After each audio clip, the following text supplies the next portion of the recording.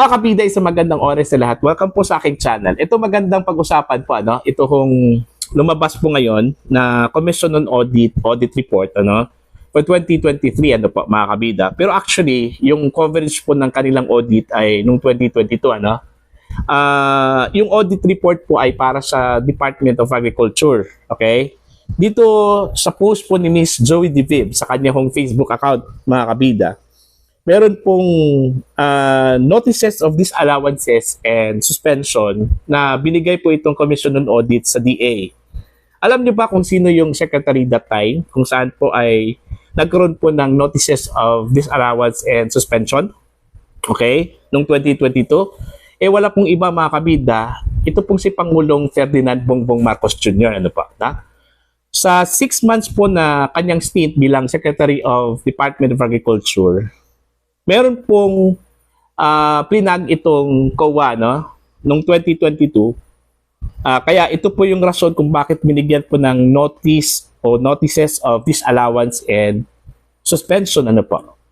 Itong amount na 2.176 billion pesos po, mga kabida, no? Ng Department of Agriculture.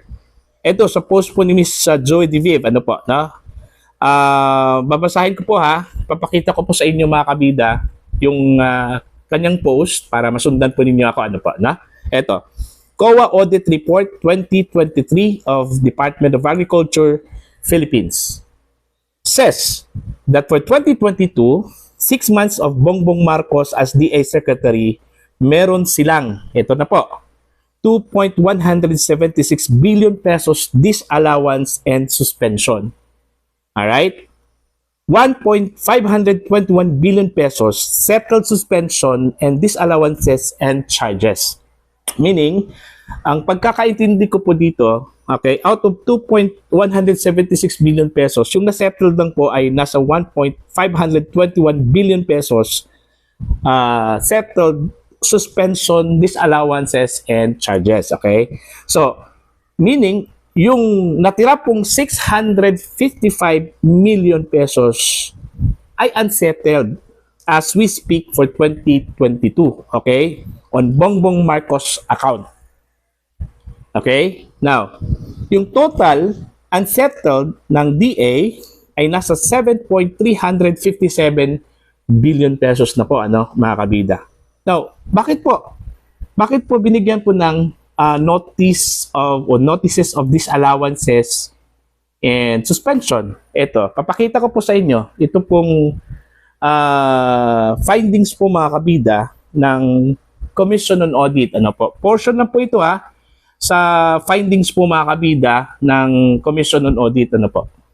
Okay, dito po tayo sa letter F po, mga kabida, no? Part po ng findings po ng Commission on Audit. Ano po, no? Ang title po dito ay Enforcement of Settlement of Accounts. Ano?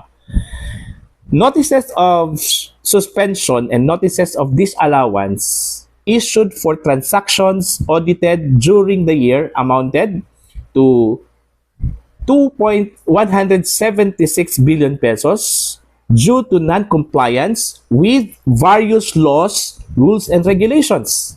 Moreover, only the amount of 1.521 billion pesos was settled with corresponding notices of settlement of suspension, disallowances, and charges issued during the year, leaving unsettled suspension, disallowances, and charges amounting to 7.357 billion pesos as of the end of the year, meaning end of 2022, ano?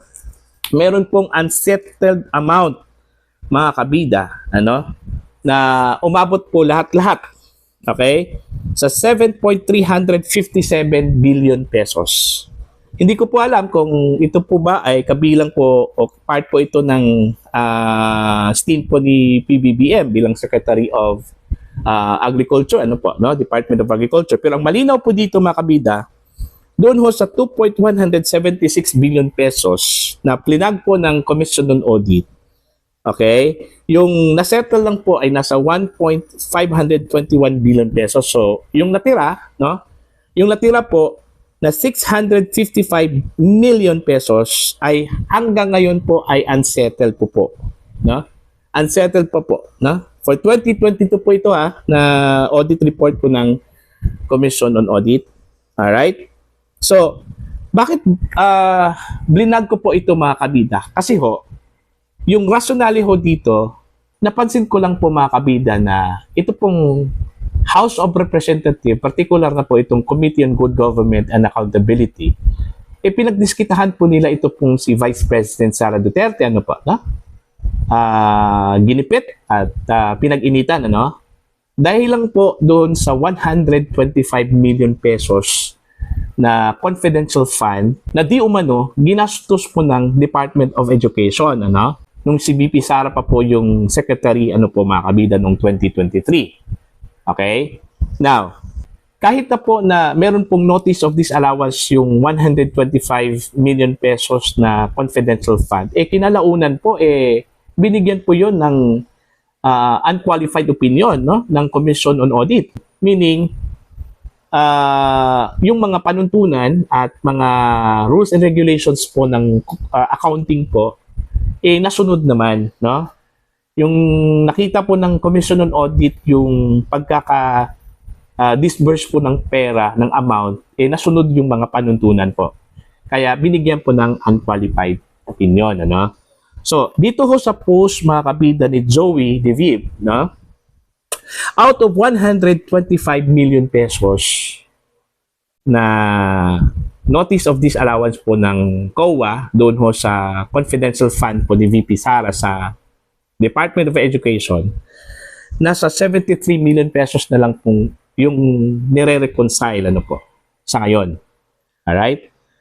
Ito po, bakit napakalaki yung discrepancy, yung amount po ng Department of Agriculture kung saan po si PBBM yung naging secretary, bakit wala hong sound, walang imik ito pong House of Representatives, itong Committee on Good Government and Accountability, Dahil ba, kalyado itong si PBBM? Dapat ito, imbestigahan po ito Bakit nagkaroon po ng notice of disallowance and suspension? Out of 176 billion pesos, nasaan na po yung 655 million pesos, Now, ang tanong ko po dito mga kabida, nagkaroon ba ng investigasyon ito pong House of Representatives, particular na po itong Committee on Good Government and Accountability, Kasi pag kalaban po, mabilis pa sa alas 4 yung kanila investigasyon, Pero pag kaalyado, like ito si PBBM, bakit walang investigasyon na ginawa po yung House of Representatives? Seryoso po ito Nasa 655 million pesos yung hindi pa po nahahanap, At hindi pa po nare-reconcile. Unsettled po, sabi po ng Commission on Audit. Mantakin nyo, yung secretary dito mga kabida ay yung presidente mismo, bakit wala ko tayong narinig? Bakit ang binigyan po ng concentration po ng House of Representatives po mga kabida, ito pong opisina lang po ng Vice Presidente, o di kaya ito pong Department of Education, So, meaning, meron pong single out doon sa kung sino yung kanilang iimbestigahan, Kung tutuusin po, malaki po itong pera, Yung 655 million pesos unsettled amount, kumpara ko dito sa 125 million pesos po ni VP Sara, mga kabida, So, yun yung napakalaking tanong. Nagkaroon po ba ng investigasyon ito pong House of Representatives? Diba? Kung hanggang ngayon, unsettled po ba itong amount na ito? Kasi 2022 pa po So, dapat tinignan po ng House of Representatives kung ito ba ay settled na ba? Itong 655 million pesos po mga kabida? Wala ko tayong narinig dyan. Okay? Tila yung kanilang investigasyon, isa lang po when it comes to confidential fund, no? Itong Office of the Vice President lang po at saka Department of Education, ano? So, wag ho nating sabihin na ito po ay isang uri po ng pag-single out lang po ng isang opisina po ng gobyerno, ano? Okay? Yung kalaban na po ba ng administrasyon ang pagdiskitahan po natin, ano? Yung administrasyon mismo, yung part po ng administrasyon, wala. Yun yung tanong po natin doon sa ating mga mababatas, ano, mga kabida.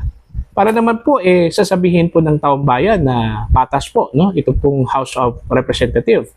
Pag-imbestiga po kayo, dapat ho mag-conduct po kayo ng investigasyon, ano? Challenge po natin yan sa House of Representative. Kahit po nasa break po sila ngayon, kung totoong yung kapakanan po ng pera po ng taong bayan yung kanila pong iniisip, dapat mag-conduct po sila ng kanilang investigasyon ho dito. Alright? Kasi pag hindi ho nila gawin yan, lumalabas po na yung kanilang puntarya lang po, yung kalaban lang po ng gobyerno, no? Yung kalaban ng kanilang amo, ng kanilang boss. Pag kabilang yung within the circle ng kanilang administrasyon, kahit na po na mayroong notice of disallowance and suspension, ay wala ho tayong gagawin, ano? Dahil kalyado. So, yun lang po, no?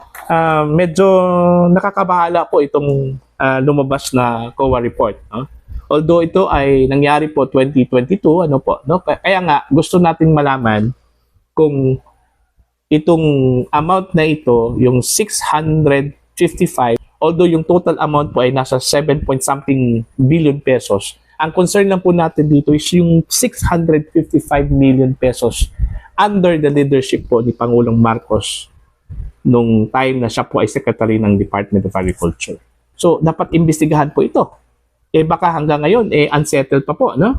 So, kailangan pong imbestigahan po ito ng HOR. Diyan kasi sila magaling, mag-iimbestiga po ng ganito pong uri po ng problema, no? Mga kabida, daig pa po nila itong Commission on Audit mag-imbestiga, no? So, ito, challenge po ito sa mga congressman po natin, ano? Sa Committee on Good Government. Mag-imbestiga kayo. Imbestigahan mo niyo ito. Kung hanggang ngayon ba ay unsettled pa rin ito kung amount na ito, no? Napakalaking amount po ito, mas malaki pa yung amount na ito kumpara doon sa 125, Diba? Dahil lang po sa 125, in-impeach nyo na si BP Sara. Ito, 655 million pesos. Kubarason ito na i-impeach po itong presidente po ng Pilipinas. Ano? Okay? Para po sa inyo mga kabida, ano po yung comment po ninyo dito? You can comment down. Sa mga hindi pa po subscriber sa aking channel, please subscribe. Just click the subscribe button, click the notification bell, click all para updated po kayo sa aking mga uploads. Maraming salamat po sa inyong lahat. God bless po.